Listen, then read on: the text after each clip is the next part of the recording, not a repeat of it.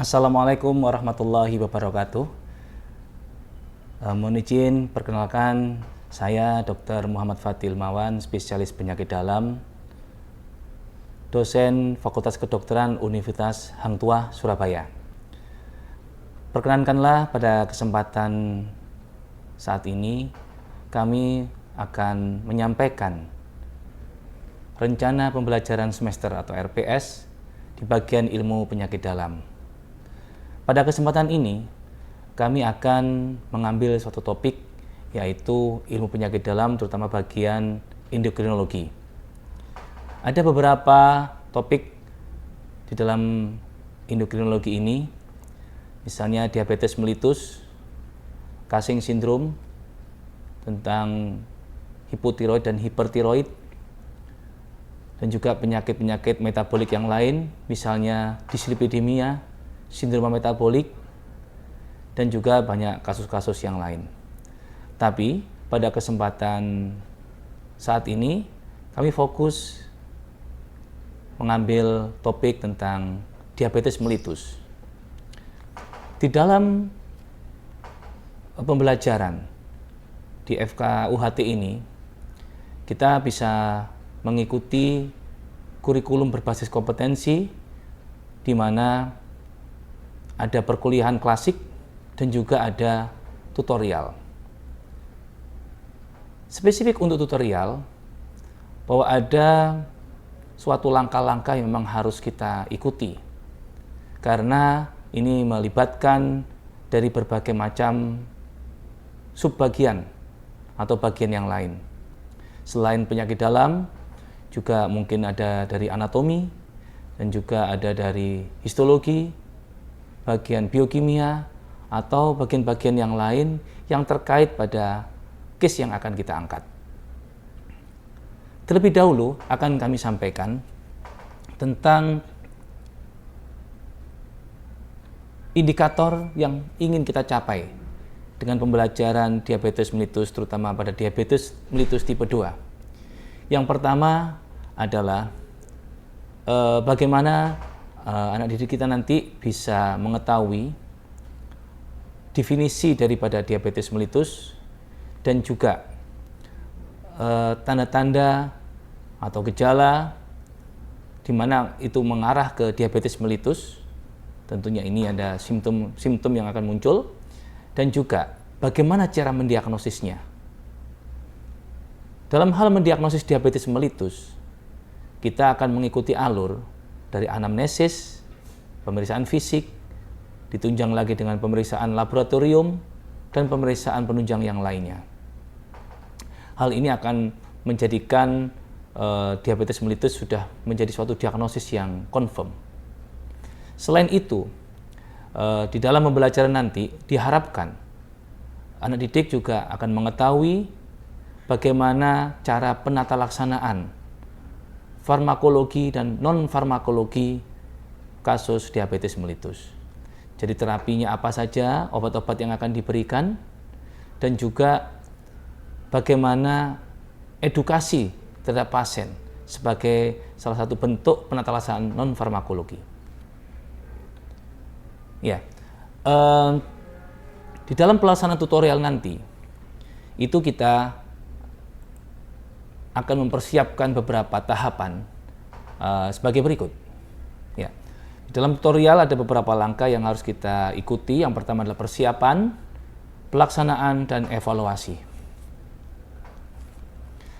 Selama persiapan tutorial atau pembelajaran untuk tutorial ini, biasanya kita awali dengan rapat blok, di mana dalam rapat blok itu menghadirkan semua bagian yang terkait, yang ada learning objektifnya. Misalnya dari anatomi, kasus pada diabetes mellitus mungkin akan kita angkat adalah anatomi tentang kelenjar pankreas. Histologi, tentang bagaimana sel-sel penyusun dari kelenjar pankreas tersebut. Lalu ada beberapa juga di bidang biokimia atau patologi klinik yang akan berkaitan juga dengan mendukung kasus diabetes mellitus ini. Selain itu, kita pada rapat blok tersebut juga akan menentukan jadwal perkuliahan, termasuk juga menentukan mata kuliah apa saja yang kita ajarkan. Tentunya ini berkaitan dengan SKDI. Jadi standar kompetensi dokter Indonesia. Yang kita ambil pada case-case pada tutorial ini adalah SKDI yang cukup tinggi area kompetensinya, yaitu 3A, 3B, dan area kompetensi 4. Sementara untuk yang kompetensi 2 atau mungkin 1, itu bisa kita berikan secara kuliah secara klasik. Lalu yang berikutnya selama rapat blok, juga kita akan menentukan selain mata kuliah dan pengampunya, dan juga menentukan juga jadwal praktikumnya yang berkaitan dengan blok endokrin ini. Menentukan juga jadwal keterampilan medis yang berkaitan dengan blok endokrin, misalnya tentang pemeriksaan kelenjar tiroid, pemeriksaan gula darah acak, atau juga pemeriksaan kelenjar getah bening. Lalu menetapkan juga topik-topik kasus untuk yang tutorialkan. Selain misalnya diabetes, mungkin ada sampai 3 sampai 4 kasus yang akan kita berikan secara tutorial. Dan rapat ini dipimpin oleh koordinator semester atau korsem, dan juga dibantu oleh koordinator blok atau korblok. Selanjutnya, setelah kita melakukan rapat blok, maka kita akan juga melanjutkan dengan rapat modul. Rapat modul ini adalah membahas modul yang akan kita buat menjadi suatu tutor guide, yaitu menghadirkan para pengampu, yaitu terdiri pengampu utama dan pengampu pendukung yang berkontribusi pada kasus tersebut.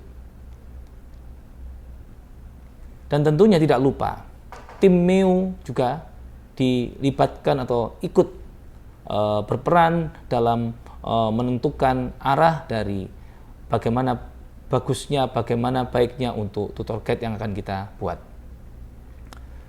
Selanjutnya adalah mengkompilasi dan menyusun alur dan sistematika modul sesuai dengan buku panduan penyusunan. Tentunya dari kompilasi itu muncullah beberapa masukan, tentunya akan menjadi revisi bagi masing-masing bagian untuk memperbaiki mana yang perlu, mana yang tidak perlu, mana yang penting dan mana yang tidak penting, sehingga cukup untuk membekali anak didik ini sesuai dengan kompetensinya. Dan tutor guide yang sudah direvisi akan diarsipkan dan diresmikan oleh korsem dan korblok yang tentunya sudah siap untuk kita jadikan sebagai bahan tutorial. Ketika tutor guide tersebut sudah siap untuk kita jadikan bahan tutorial atau bahan ajar, maka selanjutnya adalah dilakukan briefing tutor. Briefing tutor ini dilakukan dipimpin oleh korsem dan korblok. Pertama yang menyampaikan adalah pengampu utama. Setelah itu akan dilanjutkan oleh pengampu pendukung yang berperan juga pada pembuatan dari tutor guide tersebut. Dihadiri oleh semua pengampu, pembuat modul, dan juga para tutor yang sudah ditugaskan pada masing-masing blok atau pada masing-masing semester. Jadi tutor ini akan mendengarkan beberapa penjelasan dari pengampu utama ataupun pengampu pendukung. Dan tentunya tidak akan menutup kemungkinan adanya diskusi atau ada pertanyaan, mungkin ada sesuatu yang belum jelas, sehingga kita bisa jelaskan pada saat briefing tutor tersebut. Dan perlu diketahui, briefing tutor dilakukan secara online. Berikutnya adalah pelaksanaan tutorial. Masing-masing tutor akan terbagi dalam kelas kecil, kurang lebih terdiri dari 10 sampai dengan 12 mahasiswa, dan tutorial ini dilaksanakan secara secara offline. Tutor berkewajiban mengisi form absensi yang juga berisi absen dosen dan juga absen mahasiswa. Tutor mengarahkan alur sesuai dengan tutor guide yang ada, diskusi aktif masing-masing. Tutor memberikan penilaian tentang kehadiran, keaktifan, attitude, dan juga penguasaan tentang teori yang sudah dikuasai. Tutorial dilaksanakan selama 3 kali atau 3 sesi dalam 1 minggu untuk 1 kasus. Dan pada sesi yang ketiga, tutor memberikan masukan di buku log atau logbook yang sudah disediakan oleh Korsem dan Korblock. Barangkali ada sesuatu yang masih belum tercapai atau belum bisa dimengerti atau diketahui oleh anak didik, dan itu sudah menjadi bahan evaluasi. Apakah nantinya perlu adanya kuliah pakar seandainya memang ada beberapa yang harus kita jelaskan lebih lanjut. Lalu bagaimana dengan evaluasi yang kita lakukan terhadap materi-materi di tutorial tersebut? Seperti yang saya sampaikan tadi, bahwa selama blok berlangsung, 1 blok misalnya endokrin, itu kurang lebih ada 4 kasus yang ditutorkan. Lalu evaluasi tutorial ini atau kita kenal sebagai SOCA, Student Oral Case Analysis, ya. Jadi ada presentasi. Nanti mahasiswa yang akan ujian SOCA tersebut akan diuji oleh 2 penguji. Tentunya ini bertujuan untuk menjaga objektivitas dari penilaian. Nilai didapatkan dari rata-rata kedua penguji tersebut. Dan bagaimana bobot untuk ujian SOCA ini dibandingkan dengan ujian tulis atau CBT, ya, untuk kasus-kasus atau untuk mata kuliah yang dikuliahkan secara klasik. Itu bobotnya sama, yaitu 40% dan 40%, sementara yang 20% dilengkapi dari hasil praktikum. Demikian sekilas pembelajaran tentang blok endokrin, terutama mengambil topik tentang diabetes mellitus tipe 2. Terima kasih, dan mungkin akan kita lengkapi dengan bagaimana pelaksanaan selama tutorial. Kurang lebihnya mohon maaf. Assalamualaikum warahmatullahi wabarakatuh.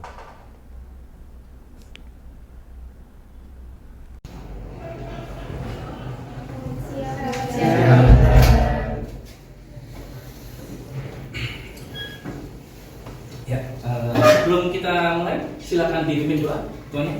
Baik, sebelum memulai letak pada siang hari ini, akan berdiri dan berdoa sesuai dengan masing-masing. Berdoa dimulai.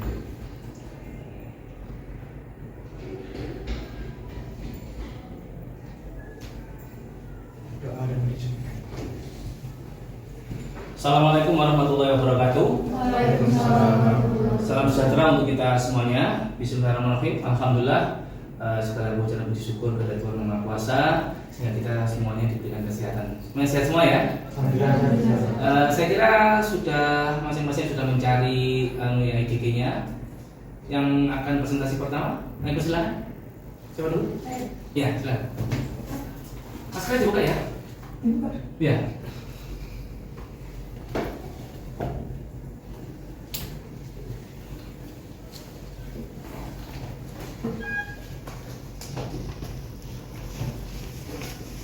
Assalamualaikum warahmatullahi wabarakatuh. Waalaikumsalam. Selamat siang Dokter dan pimpinan. Izin mulai presentasi.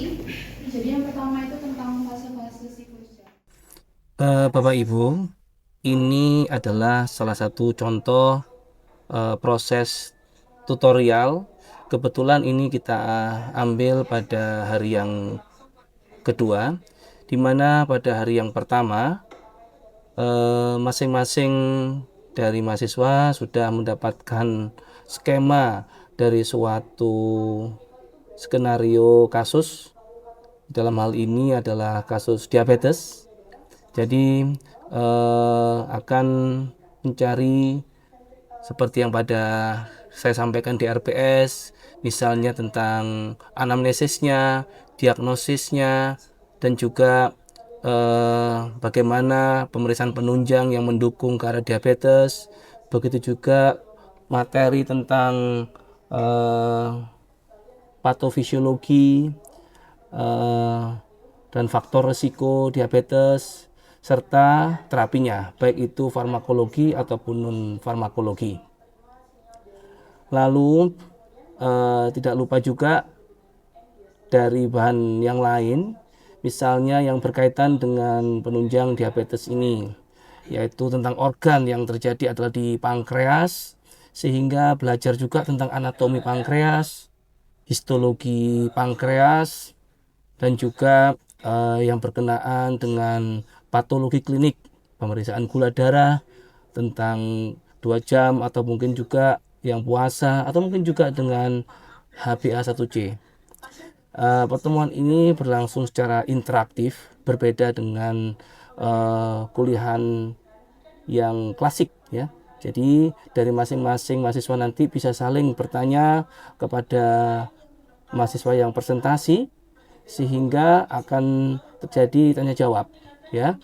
Tentunya tidak semuanya bisa menguasai materi untuk semuanya, jadi mungkin ada yang ditanyakan, bisa ditanyakan, dan tutor sebagai fasilitator juga akan mengarahkan. Dan selanjutnya mungkin kalau ada yang masih belum jelas bisa dibaca ulang dan dipresentasikan ulang pada sesi yang ketiga. Ya, mungkin ada yang lain pertanyaan? Demikian Bapak Ibu, suatu contoh proses tutorial yang biasanya kita lakukan dalam 3 sesi. Masing-masing sesi 150 menit atau 3 kali 1 jam pelajaran.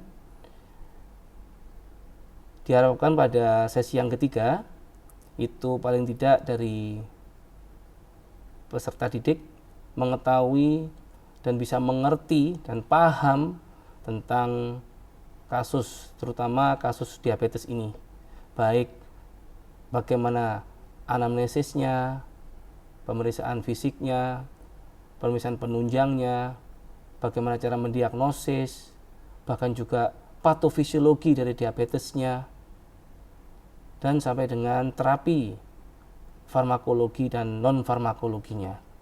Dan tidak lupa juga, karena ini berkaitan dengan organ pankreas tadi ya, jadi mengetahui juga tentang anatomi, histologi, dan juga bagaimana patologi klinik dari pemeriksaan diabetes atau mungkin juga HbA1c, bahkan tentang materi yang lain yang masih berkaitan dengan diabetes.